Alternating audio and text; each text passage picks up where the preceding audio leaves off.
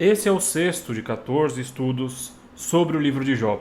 A gente já falou sobre o prólogo, sobre o epílogo do livro, a gente já falou sobre a estrutura da parte poética do livro, e a gente já falou sobre os discursos de Jó nessa primeira parte da porção poética, né? Agora a gente vai falar um pouco sobre os discursos dos amigos de Jó, especialmente o de Elifaz, o primeiro discurso, porque ele vai estabelecer alguns padrões aí. Então, como a gente já disse, essa parte poética do livro, ela é formada por diálogos, é formada por discursos que dialogam, discursos de forma poética, que vão se intercalando entre Jó e um dos seus amigos.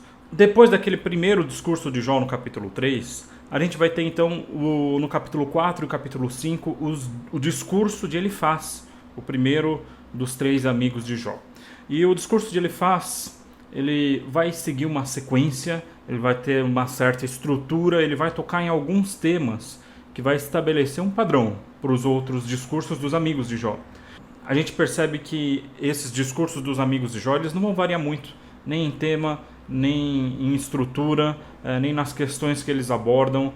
Eles são muito parecidos. A verdade, a ideia é que os amigos de Jó, eles ficam repetindo mais ou menos a mesma ideia, mas de forma diferente, com discursos poéticos e bonitos, né?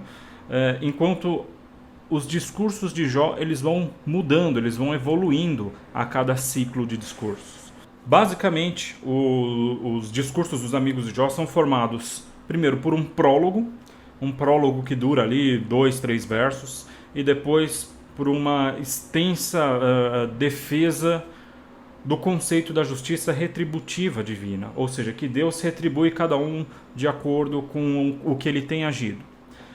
Por quê? Porque como Jó está passando por sofrimento e Jó aparentemente é justo, o ponto que os amigos de Jó estão tentando defender aqui é que, na verdade, essa justiça de Jó é só uma justiça aparente.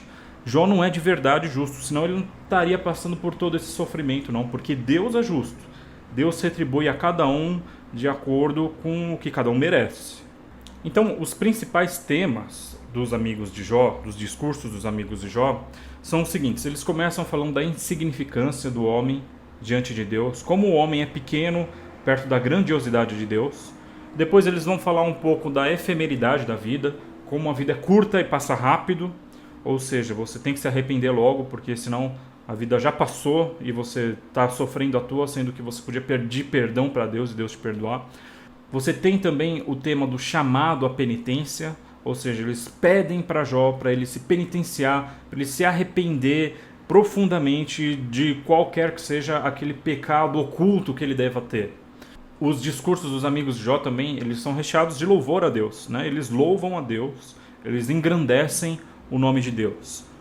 Eles falam muito do propósito disciplinador do sofrimento, ou seja, o sofrimento é bom porque ele faz você corrigir um erro, e ele também fala da bem-aventurança daquele que é castigado. Aquele que é castigado, na verdade, isso é uma coisa boa. Deus está te castigando porque você tem uma oportunidade de você se arrepender e voltar, e voltar a fazer o bem.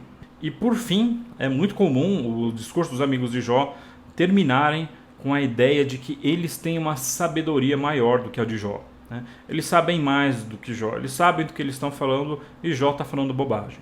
Então, no geral, o que os amigos de Jó dizem e que Jó tenta combater a todo custo é que Jó não é tão justo quanto parece. Jó fez alguma coisa muito errada para merecer tudo isso que ele está passando, né? A gente vê aí no discurso dos amigos de Jó mais ou menos aquela ideia de você culpar a vítima por algum sofrimento. Se uma pessoa passou por uma coisa ruim, tão ruim assim, então peraí, ela não deve ser tão inocente, porque se afinal das contas está passando por tanta coisa ruim, a vítima deve ter de alguma forma alguma culpa. A vítima também é culpada pelo que aconteceu. É meio que esse o pensamento dos amigos de Jó, né? Então quando a gente pega lá o discurso de Elifaz, o primeiro dos amigos de Jó, lá no capítulo 4 do livro de Jó, os primeiros versos dizem o seguinte: Elifaz de Temã tomou a palavra e disse: se alguém se dirigisse a ti, perderias a paciência. Porém, quem pode refrear minhas palavras? Tu que a tantos dava lições e fortalecia os braços dos desfalecidos, com tuas palavras levantavas o trôpego e sustentavas os joelhos cambaleantes. E hoje que é a tua vez, vacilas? Perturbas-te hoje quando tudo cai sobre ti? Então ele começa o discurso dele já com uma repreensão. Na verdade o que acontece é, depois daquele período de silêncio que os amigos de Jó passam junto de Jó, aquele luto, Jó quebra o silêncio com o discurso do capítulo 3, que é o discurso que a gente falou já no último estudo. Jó amaldiçoa a vida, Jó abençoa a morte. Jó preferia ser um aborto, nunca ter visto a luz do dia, do que passar por tudo o que ele está passando, né?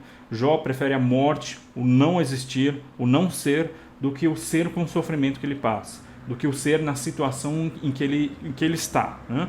E essas palavras, elas meio que escandalizam os amigos de Jó. Então, esse primeiro discurso, depois do discurso do capítulo 3, começa com uma repreensão. Como é que você fala uma coisa dessas? Você, que muitas vezes quando alguém precisava de alguma ajuda, você ia lá e confortava a pessoa, né? E dizia que a situação vai passar, que tudo vai ficar melhor, né? E tentava dar algum conforto ali. Agora você, agora que é a sua vez, você está vacilando. Por quê? Então olha lá a partir do verso 6, o que é que ele faz disso. Tua piedade não é tua segurança? Tua esperança não é uma vida íntegra? Recordaste-te de um inocente que tenha perecido, onde já se viu que justos fossem exterminados? Eu vi bem, aqueles que cultivam a desgraça e semeiam o sofrimento são também os que colhem. Ao sopro de Deus perecem, são consumidos pelo sopro da sua ira. Aqui está a defesa daquela chamada justiça retributiva. Jó, você está passando por desgraça. Por acaso você já viu uma pessoa boa e justa passar por alguma desgraça igual a tua? Então alguma coisa está errada aí. Alguma coisa nessa história está mal contada. Capítulo 5, os versos 7 e 8 vão dizer assim: Mas o homem nasceu para o sofrimento, como as faíscas sobem para o alto. Aqui faíscas são aquelas faíscas da fogueira, né? Aquelas centelhas que sobem do fogo, né? Mesmo assim, eu recorreria a Deus, a Ele exporia a minha causa. Ou seja, ele está falando, meu amigo, se volte para Deus, você está muito distante de Deus, é por isso que você está sofrendo. E aí ele vai dizer, lá no verso 17, ditoso o homem a quem Deus corrige, não desprezes a lição de Shaddai, porque ele fere e pensa a ferida, golpeia e cura com as suas mãos. Verso 19, de 6 perigos te salva, e no 7º não sofrerás mal algum. E em tempo de fome livrar-te-á da morte, e na batalha dos golpes da espada. Esconder-te-ás do açoite da língua, e ainda que chegue a pilhagem, não temerás. Então olha só, que versos bonitos, né? Você se sente até confortado, que coisa bonita, como Deus protege, né? Aquele que se arrepende. Mas o que é interessante nesses discursos dos amigos de Jó é que eles estão usando aquele discurso bonito, é um discurso bíblico, é um discurso bem religioso, para defender uma coisa que não é verdade. Porque Jó, ele não está merecendo o que ele está passando, né? Jó, ele não fez nada de errado. Jó é de fato um homem justo. Isso lembra muitos cristãos de hoje em dia, que quando alguém passa por uma dificuldade, a pessoa vem falar de como o arrependimento é bom, como que ela deve mudar a sua vida. Meu amigo, às vezes o sofrimento dessa pessoa não é consequência direta de nada que ela fez. Nesse mundo que a gente vive, a gente está sujeito a passar todo o tipo de sofrimento e de dor, né? O consolo dos religiosos, muitas vezes, são aquilo que o próprio Deus condena, porque eles defendem uma mentira. Eles usam argumentos verdadeiros, eles usam argumentos religiosos, eles usam argumentos bíblicos para defender uma causa que não é justa, que não é verdadeira, que não é boa. Ou seja, aqui é o homem se utilizando da ideia da justiça divina para oprimir ainda mais aquele que já é oprimido. Esse é o ponto no livro de Jó. Quando alguém está passando por uma situação difícil, o que ele precisa é de empatia, ele precisa de solidariedade. Ele não precisa de um sujeito com a Bíblia aberta vindo dar lição de moral para ele, né? Muitas vezes, né? Porque, é claro, muitas vezes as pessoas passam também por situações que são consequência direta daquilo que ela fez. Mas é muito difícil julgar essas coisas, né? O melhor a se fazer, o terreno mais seguro, é simplesmente demonstrar um pouco de humanidade em relação às pessoas que sofrem, né? Esse é o terreno seguro. a partir daí a coisa começa a ficar mais nebulosa. Porque quando você começa a defender demais a Deus, você começa a falar de coisas que você não sabe. Você conhece o pensamento de Deus? Deus está muito acima daquilo que você acha que sabe sobre Deus. No caso dos amigos de Jó, eles não faziam a menor ideia de todo aquele enredo, de toda aquela situação que acontece no plano espiritual entre Deus e Satanás. Eles não fazem a menor ideia disso. Jó também não faz a menor ideia. Mas no caso, entre a discussão dos dois, Jó estava certo, porque ele estava passando um sofrimento sem motivo. Os amigos de Jó estavam errados, porque eles estavam tentando defender a Deus, defender a justiça divina, sem saber todas as coisas que acontecem. Deus já é bem grandinho para a gente ficar tentando defender ele, principalmente nas situações que envolvem o sofrimento dos outros. Isso é muito perigoso. O livro de Eclesiastes, ele fala até o seguinte, olha lá no capítulo 4, no finalzinho do capítulo 4 e no começo do capítulo 5. Cuida de teus passos quando vais à casa de Deus. Aproximar-se para ouvir vale mais do que o sacrifício oferecido pelos insensatos, pelos tolos. Mas eles não sabem que fazem o mal. Que a tua boca não se precipite e teu coração não se apresse em proferir uma palavra diante de Deus. Porque Deus está no céu e tu na terra. Portanto, que suas palavras sejam pouco numerosas. Ou seja, todo esse discurso verborrágico, esse monte de palavras que a gente vomita para defender a Deus, para defender a causa de Deus, para defender aquilo que nós pensamos sobre Deus em relação às situações que acontecem, que a gente não tem o conhecimento de todas as coisas, tudo isso é uma atitude tola diante do próprio Deus. Quando você estiver diante de Deus, sejam poucas as suas palavras. Quando você vai falar sobre aquilo que Deus pensa, sobre a forma com que Deus age, cuidado, porque você pode estar falando muita besteira. E aí o discurso de Elifaz termina lá no capítulo 5, verso 27, com aquele ar de superioridade, né? Foi isto o que observamos, e é de fato assim. Quanto a ti, escuta-o e aproveita-o. Ou seja, nós sabemos do que nós estamos falando, Jó. Você tem que parar e ouvir os nossos conselhos, porque nossos conselhos são muito sábios. Nós sabemos da situação. E no meio de todo esse discurso, talvez a parte mais irônica, quando a gente vê o final da história, é o começo do capítulo 5. O começo do capítulo 5 diz assim, né, o verso 1 e 2. Grita para ver se alguém te responde. A qual dos santos te dirigirás? Porque o despeito mata o estulto, e o ciúme causa a morte ao imbecil. Então a ideia aqui é, o que Jó está dizendo é que a causa dele é justa, e que ele queria que Deus atendesse o pedido dele morrer, né? E ele faz uma série de perguntas, lá no final do capítulo 3, a gente já falou sobre isso, sobre por que Deus não deixa ele morrer de uma vez, né? E aqui no capítulo 5 ele diz o seguinte: meu amigo, grita aí, fala bem alto, você acha que Deus vai te responder? Você está em pecado, você é pecador, por isso você está sofrendo. Não adianta você ficar gritando aí aos quatro cantos que você quer elevar a sua causa diante de Deus, que Deus tem que te responder. Ele não vai te responder. Ele não vai te responder porque você é um sujeito injusto. E se você está sofrendo porque Deus é justo e Ele te fez sofrer para você se arrepender. Lembra no final do livro o que acontece? Essa ideia da causa de Jó, a causa no sentido jurídico. Jó está armando uma causa diante de Deus. E ele vai falar mais para frente, a gente vai ver isso, que Jó vai pedir, se tivesse um advogado para minha causa. Se tivesse um juiz que pudesse julgar a minha causa, eu exporia a minha causa diante de Deus, né? E esse amigo de Jó está falando, meu amigo, não tem causa nenhuma, Deus não está ouvindo você tem que se arrepender. E o que acontece é que no final, os últimos discursos são os discursos do próprio Deus. Deus responde de fato a Jó.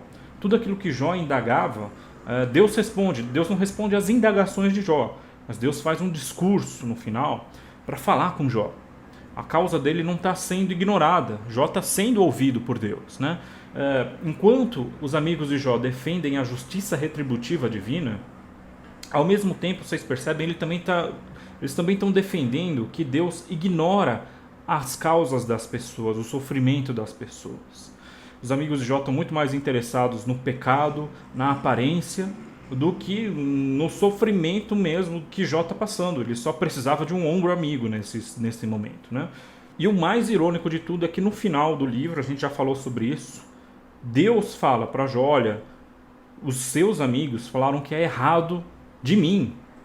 Eles estão muito errados. Então você, Jó, vai ter que fazer um sacrifício, vai ter que interceder por eles, porque eles estão muito errados e você é um homem justo mesmo, de fato. Então o que a gente percebe, assim, de maneira geral, o que a gente vê nos discursos dos amigos de Jó, que há de parecido nos discursos de Jó, primeiro, os amigos de Jó, eles sempre partem do caso de Jó, da situação específica para o geral. Eles vão falar da situação da justiça no mundo inteiro, né? Eles vão falar, começam com Jó e terminam com questões cósmicas, eles terminam com a existência do homem, né? E Jó também vai seguir esse padrão, né? Ele vai começar a falar do sofrimento dele e depois vai falar do sofrimento de toda a humanidade. Também o que tem de parecido nos discursos de Jó e dos amigos dele é que, de certa forma, os dois estão falando sobre a justiça retributiva divina. A diferença é que os amigos de Jó falam que ele não é justo, que ele merece o que ele está passando, e Jó fala: não, eu sou justo, portanto, de acordo com a justiça retributiva divina, eu não mereço o que eu estou passando. Então tem uma coisa muito errada aqui, porque as coisas não são como elas deveriam ser. Agora, as coisas que são parecidas terminam por aí, porque a partir daí a gente vê grandes diferenças entre o discurso de Jó e dos amigos dele. Primeiro, como a gente já falou, os discursos dos amigos de Jó, eles se repetem. A ideia geral, os temas apresentados, até mesmo a estrutura dos discursos dos amigos de Jó, são basicamente a mesma. Eles são papagaios, eles só vão repetindo. Eles não interagem com Jó. Quando Jó diz uma coisa, eles ignoram e continuam no mesmo discurso. Enquanto Jó, o discurso dele vai evoluindo, ele vai mudando. Tanto que no primeiro discurso, lá no capítulo 3, Jó nem toca na questão da justiça divina. Jó só pergunta por que ele não morre de uma vez. Depois desse discurso que ele faz, Jó começa a falar sobre a causa dele. Jó começa a questionar o sofrimento dele. E aí as coisas vão começando a evoluir até chegar nos últimos discursos de Jó, que são os mais pesados, né? Por enquanto ainda não está tão pesado. E por último, que é uma das coisas mais interessantes, enquanto Jó vê o mundo, percebe a realidade e começa a confrontar a ideia que ele tem sobre o mundo, de acordo com o que ele observa da realidade, os amigos de Jó fazem o oposto.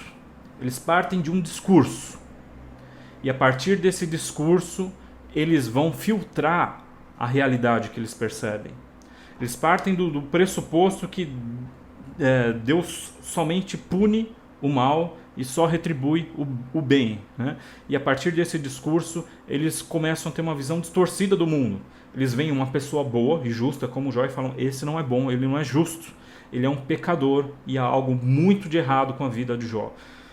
Enquanto Jó tenta adequar o seu discurso à realidade, os amigos de Jó tentam adequar a realidade ao discurso deles, né?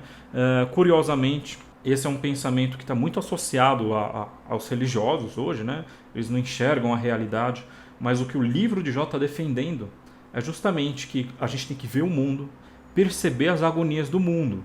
E não é errado, a gente tem sim que se voltar para Deus e perguntar: Deus, e agora? Como isso consegue encaixar com aquilo que eu penso sobre Deus, né? O homem bíblico, o homem do ponto de vista da Bíblia, aquele homem temente a Deus, ele é o que realmente questiona, ele é o que tenta mudar as suas ideias, os seus conceitos de acordo com aquilo que ele observa na realidade.